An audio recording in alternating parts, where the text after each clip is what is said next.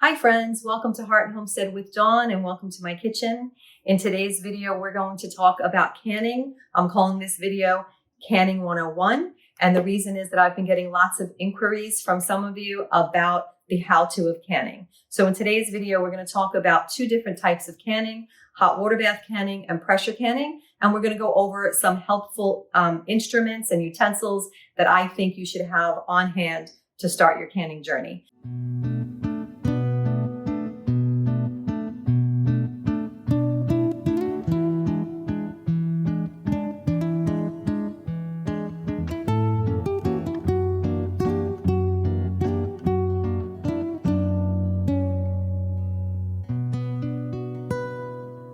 One of the first things that I want to highly recommend that you grab is one of these books. This is a ball canning jar book.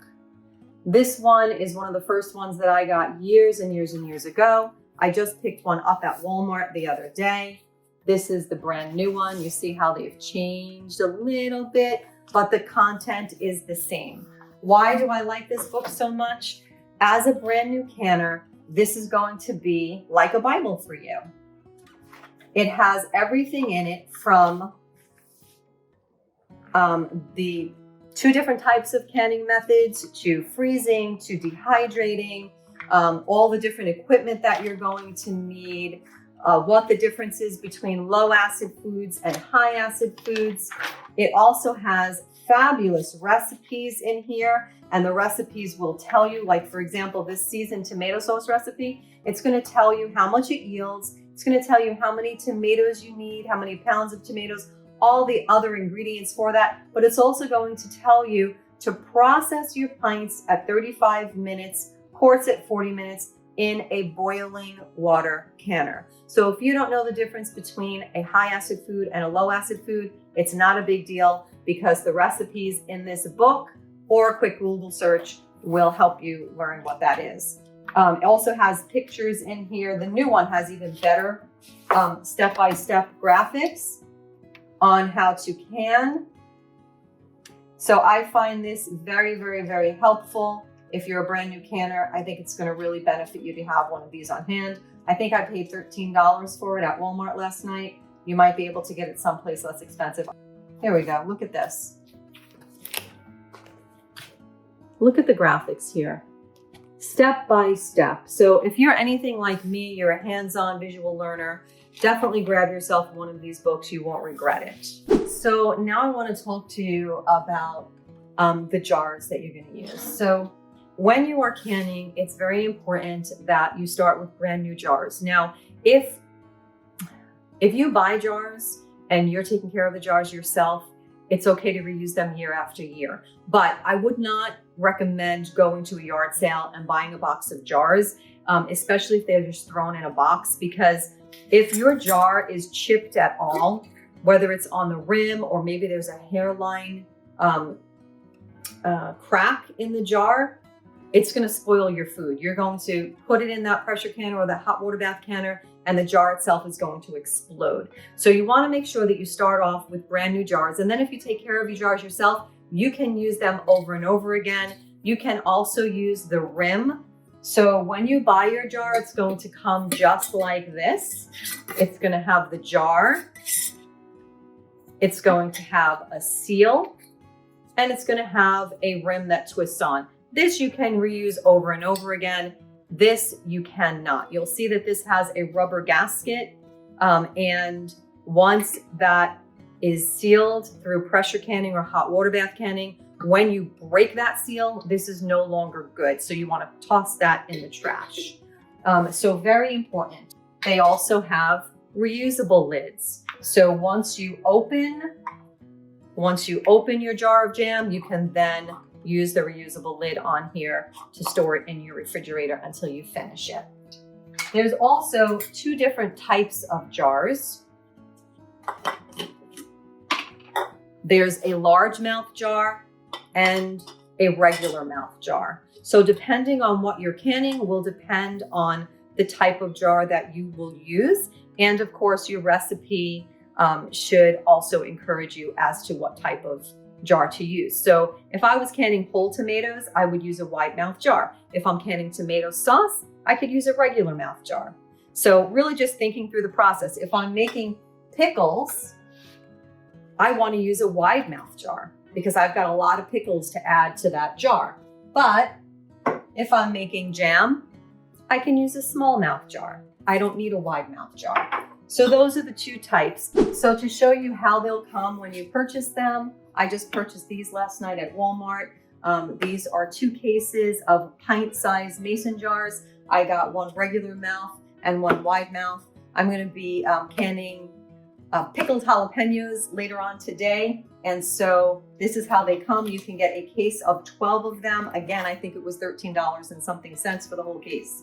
So what I like to do with these is when I open them, I get myself a scissor and I cut the plastic right at the top of the cardboard box. And that way I can remove the plastic and pull it back, take my jars out, wash them, sterilize them, fill them up with yummy goodness, put them back in the box, and then pull this over the top to keep them nice and clean.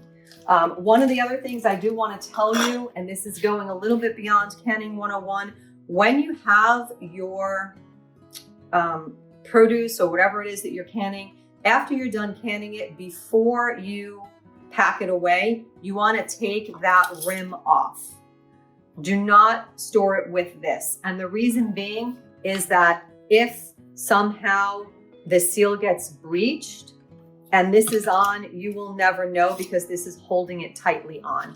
You also don't want to stack them more than one high, and you should put something in between them like a piece of cardboard. So stacking 2 boxes on top of each other, if you keep them in the boxes, would be fine, but don't stack any more than 2. So in addition to your jars and your bulk canning lid, you're going to want one of these fun instruments. Something that my dad might chase me around the house with as a little girl. This is just a jar lifter. So once your jars are in your pot, whether it's the pressure canner or the hot water bath canner, you want to lift them out. That's what the purpose of this is. You put this in there and it lifts your jar out for you. So that is called a jar lifter. In addition to the jar lifter, you're going to want one of these. This little tool is an airspace tool, but it's also a measuring tool. Okay, so when you can, one of the things that you're going to want to do, and your recipe will tell you this, is you want to get all the air bubbles. So you're going to fill your jar up with tomatoes, and then you're going to take this tool and you're going to gently slide it down the side, pressing against your produce in there, and you'll see all the little air bubbles rise to the top. And you'll do that a few times on each side. So that's the narrow side of the tool. The other side of the tool, you see it looks like steps. There's actually numbers on here. And of course, I don't have my glasses on, but this one here is 1 inch. This is called headspace. So in your recipes, it's going to tell you leave a 1 inch headspace, leave a 1/4 inch headspace. And what you basically do is you put this little step on the top of your jar to wherever it says. If it says a 1/4 inch, you go to the first step. That's 1/4 inch headspace. That's 1/2 inch headspace. That's 3/4 inch headspace. That's 1 inch headspace. So this is both an air bubble getter outer, I don't know the technical term, and a headspace measurer. So you definitely want to get one of them. The other thing you want to have is one of these. This is just a little tool with a magnet at the bottom of it. The purpose of this is to lift your lids. So these lids, when you go through the canning process and you are you're sterilizing your jars, while your jars are sterilizing, and while you're filling them up after they're sterilized, you're going to take all these lids, you're going to put them in a small pot, you're going to fill it with water, and you're going to bring it to a boil, and then you're just going to put it on low and leave them in there. And what that's going to do is it's going to soften the rubber Now, of course, you're going to wash them. You don't have to wash these with soap, though. We don't want to get soap on the rubber.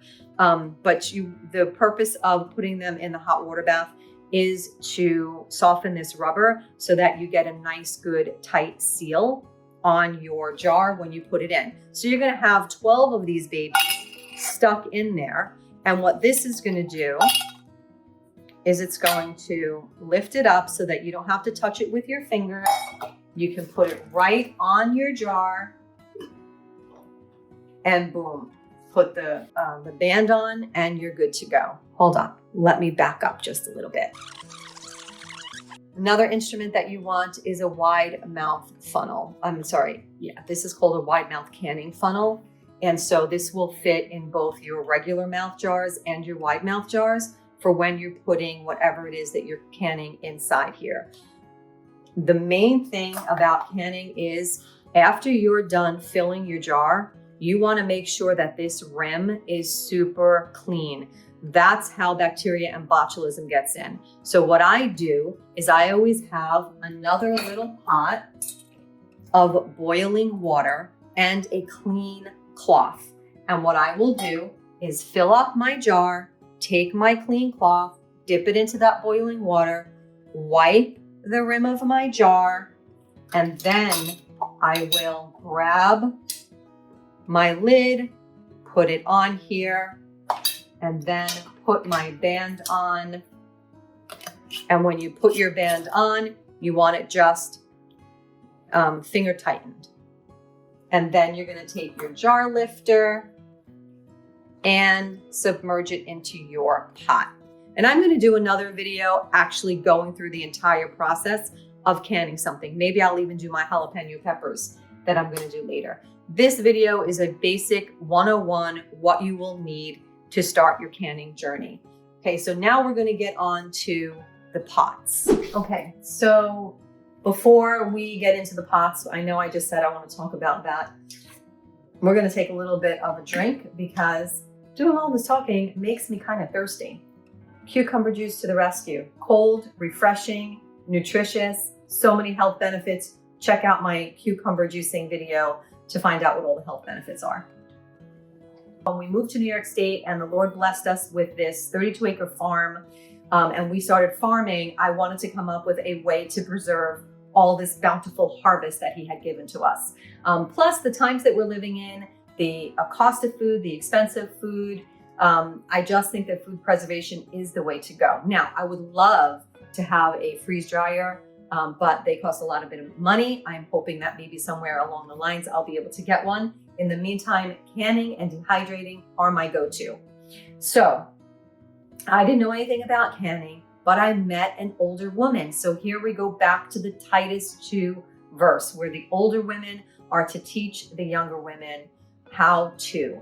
And there's a whole list of the how to, right? That how to love their husbands, how to love their children, how to be pure, sensible workers at home, that the word of God would not be maligned. So being a worker at home, I think this falls under that category. We can also reference back to the Proverbs 31 woman.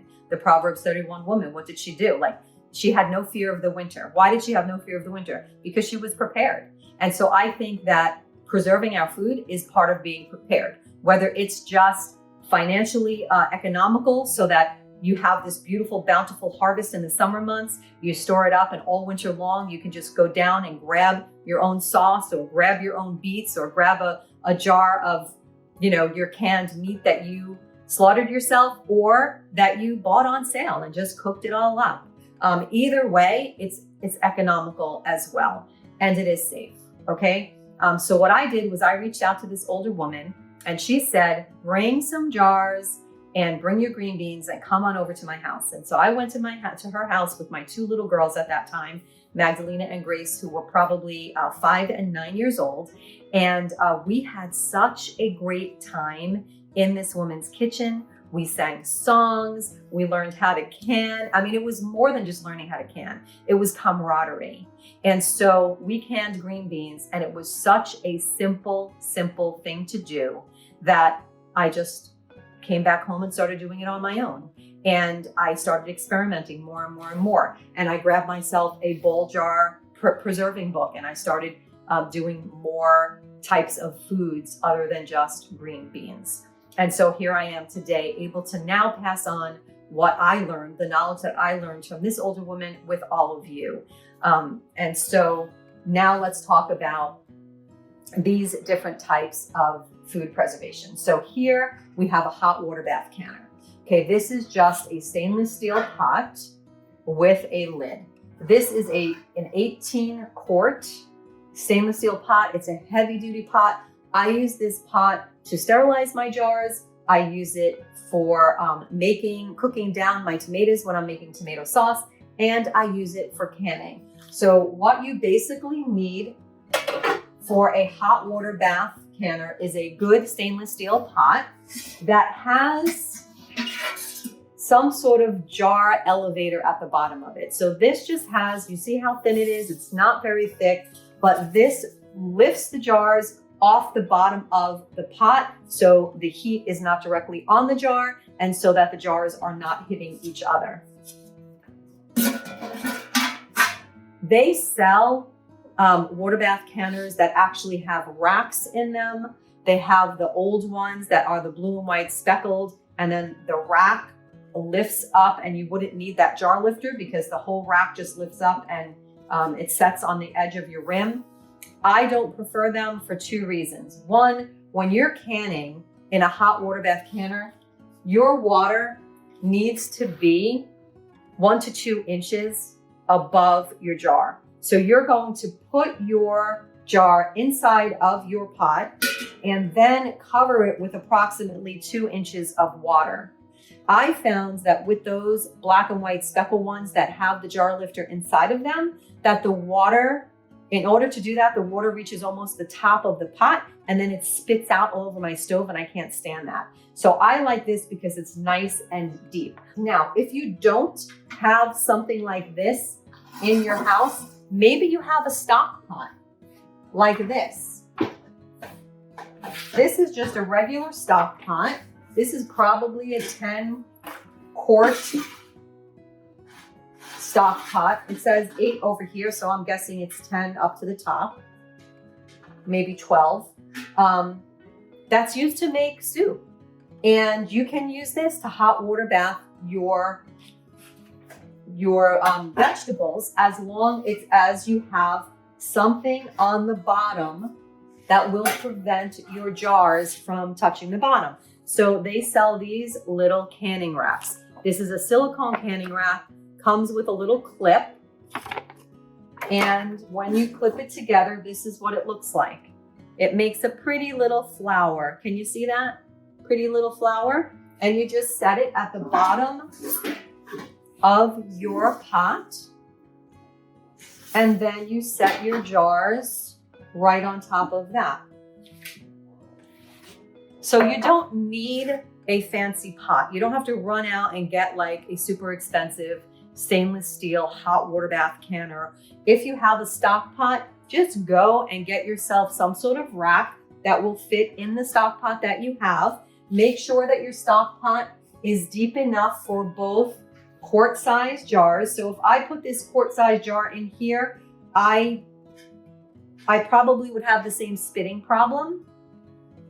But it would be perfect for pint size. It would be no problem for pint size. And of course, you want to make sure that it has a cover. It needs to be covered to keep your water boiling. Again, hot water bath canners are for high acid foods, not low acid foods. For low acid foods, you need a pressure canner. There are all sorts of pressure canners. This is the one I have. I've been using it for years. This is a Presto pressure canner with a digital gauge. It doesn't have individual weights. The old ones had individual weights. You had to, because when you're canning, let me get a recipe. So beets, okay? So beets here, it's gonna tell you very simply, you need 2 to 3.5 pounds of red beets per quart. For beets, you're gonna wanna use a wide mouth, okay? And the only other thing that you need is salt, which is optional, and water. But it's gonna tell you at the end of the recipe Process your quartz for 35 minutes at 10 pounds of pressure in a pressure canner. So years ago, the pressure canners had individual weights that you would have to put on top of them. The modern pressure canners don't have that. Mine has a gauge, and the gauge starts at 0 and goes all the way to 20, and beyond 20 is caution. So since that one said 10 pounds of pressure, what would happen is I would put my jars in here. I would put the recommended amount of water and vinegar that it would call for in here. And the vinegar is only to prevent staining inside of your pot. It's 3 quarts of water and I think 2 tablespoons of vinegar inside of the pot. You put your jars in there, you attach your lid, and then you would boil it. When you boil it, it's going to start steaming. Steam is going to come out from this valve right here. Steam will come out from this valve, and then this little valve will pop up. Once that pops up, you take this only weight and you stick it on here. Once you do that, your gauge is going to start building pressure. When it gets to the 10 pounds of pressure, you turn your flame down because you want it to maintain that pressure for however long the recipe calls for. Once it is finished, you shut your gas off. You wait for this to go down. Once this goes down, you take this off, you open your pot, and you get your yummy food out of your pan. It's really super easy. The other thing is it has this rubber gasket in here. This rubber gasket you want to always make sure is pliable and it doesn't have rubber rot. You know how some rubber things get rubber rot? You can buy multiples of them to have on hand in case it does. You also want to make sure that your valves are clear simply by blowing. Nothing stuck in it. It's so technical. Okay, then the pot itself will come with a rack on the bottom, similar to the rack that's in my hot water bath. On the pot handle, there's an arrow. On the lid, the cover, there's also an arrow. I don't know if you can see that over here. To close it, after you have all your jars in there, you simply line up the arrows and twist. It's very, very simple to use. You never want to try and make the pressure come out faster because you can crack your jars. So just be patient and wait for the little valve to pop back down. Okay, so let's recap to simplify so that you have a good list and you know what you need to start your canning journey. Step number 1, get yourself a Blue Book guide to preserving. Absolutely love it. Jars, ball jars, both wide mouth and regular mouth, both quarts and pints, depending on what you're preserving. A jar lifter, a lid lifter, a headspace measurer, and air bubble getter outer. I don't even know what it's called. A wide mouth canning funnel, a small pot for boiling your lids, a water bath canner of some sort or a stock pot, a canning rack to go in the bottom of your water bath canner, a pressure canner. I would also recommend getting some additional lids, both regular and wide, in the event that your seal doesn't take and you need to do it over again. Never hurts to have extra wide mouth and regular mouth lids. And some reusable lids in both wide mouth and regular mouth, so that when you open your yumminess of preserve, you can cap it off to put back in your refrigerator. I hope you found this video helpful. If you did, please give it a thumbs up, subscribe, comment, and share. Let me know if you have any questions about this. I am so available to help you on this canning journey as the Titus 2 older woman in this particular situation. So you can private message me, you can comment below, and I'll be happy to give you my email address so that we can communicate off of YouTube. Thanks for watching. Thanks for subscribing. Thanks for liking. Thanks for sharing. Questions are welcomed. Have a blessed day.